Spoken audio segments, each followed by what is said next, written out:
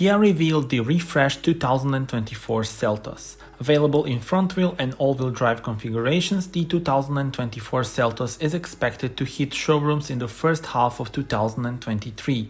Design enhancements lend Seltos a more dynamic exterior appearance with revised front and rear fascias, available unique star map lighting, and geometric style wheels. Speaking about the powertrains, 1.6-liter turbo-GDI 4-cylinder engine delivers even better driving experience with 20 extra horses for a total of 195 horsepower paired with an 8-speed automatic transmission.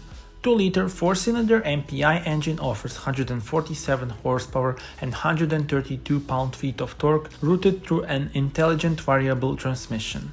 Active on-demand all-wheel drive system is also available. Tell me in the comments how do you like the car and subscribe for more.